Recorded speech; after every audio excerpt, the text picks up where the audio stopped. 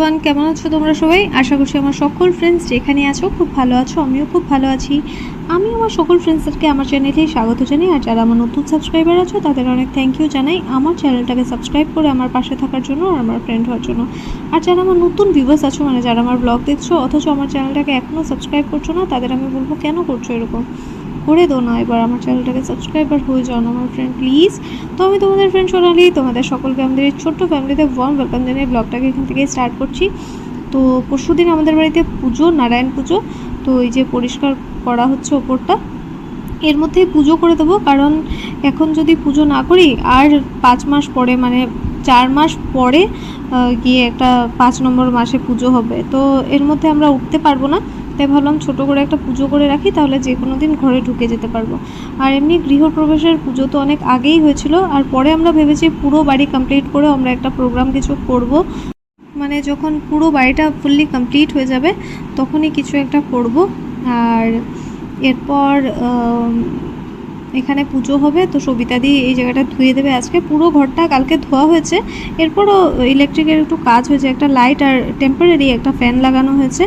কারণ পুজো করে 3-4 দিন তো থাকতেই হবে। 1 উইক থাকার অ্যাকচুয়ালি নিয়ম মা বলছিল, বাট 3 দিন থাকলেও হয়। তো এর জন্য আর কি একটা ফ্যান আর লাইট লাগানো হয়েছে। তো ঘরটা আবার নোংরা হয়।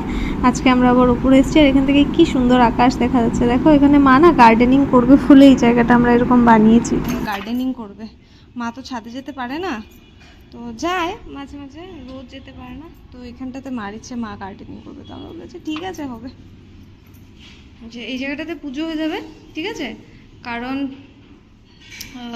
এখনও কমপ্লিট হয়নি কালার টালার করে, বাট তাও আমরা করে নিচ্ছি। কারণ বুঝতেই পারছো, আমি নিজেও বুঝতে পারছি না কেন। কারণ আর এরপরে হবে না, চতুর্মাস পড়ে যাবে, ঠিক আছে। এরপর আর ভালো কিছু হবে না, তাই পুজো করে ঢুকে যাচ্ছি। তো এরপর আজকে একটু কেনাকাটা করব, কারণ কালকে হচ্ছে রোববার, কিছু পাবো না। তো ধুতি পইতে যা যা লাগে আর কি, রুমাল টুমাল আজকে সব কিনে নিয়ে আসবো। তো এই যে মার আমি বেরিয়ে পড়েছি, আর দেখো কথা বলতে বলতে পৌঁছেও গেছি প্রেমতলা। কি ফাস্ট, দেখতে পাচ্ছ? তো যাই হোক, এরপর আমরা নিমচাঁদে গেছি, একটু আসনের কাপড় আর রুমাল টুমাল যা লাগে নিয়ে। এরপর আমরা দশকর্মা ভাণ্ডারে গেছিলাম, এই যে যা যা লাগে তিল হর্তুকি এসব কেনাকাটা করার জন্য। টুকিটাকি কেনাকাটা করতে হয়েছে, কারণ আমাদের ঘরে সবসময় সব থাকে, তো যা ফুরিয়ে যায় সেগুলো আমরা আবার একটু মানে রিস্টক করে দিই। তো এই যে গোলদিঘি মলে কালকে এসেছিলাম, মনে আছে? বলেছিলাম যে আমাকে সবাই গোলদিঘি বলে চিড়াতো। তো এই যে এখান থেকে নিমচাঁদে এসেছি। আর এই দিদিটা ভাবছিলেন যে কি করছে মেয়েটা, কেন যে মোবাইল করছে ভগবানই জানে, আমাকে কেন উঠিয়ে নিয়ে যাচ্ছে। উনি বুঝতেই পারছে না যে আমি ওনাকে না দোকানটাকে উঠাচ্ছি।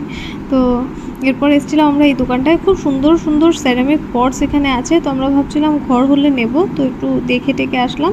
আর এই যে এই দশকর্মা ভাণ্ডার থেকে কিনে সোজা চলে এসেছি গোপালের জন্য একটা ড্রেস নেব বলে। বাড়িতে পুজো, গোপালকে একটা নতুন ড্রেস তো পরাতেই হবে। আর এইটাকে দেখো, যাকে পাচ্ছে আজকে রাস্তায়, ছোট তো মানে তাকেই মানে চেটে চুটে এক করে দিচ্ছে। আর এদিকে জুই ওরা সব ভয় পেয়ে শেষ, ঠিক আছে। আর এই যে আমার রাতের চাঁদ, এটা না দেখিয়ে তো ব্লগ কোনোভাবেই শেষ করা যাবে না। তো এই সুন্দর চাঁদটা দেখিয়ে আজকের ব্লগটা শেষ করছি। আশা করছি আজকের ব্লগটা তোমরা এনজয় করেছো।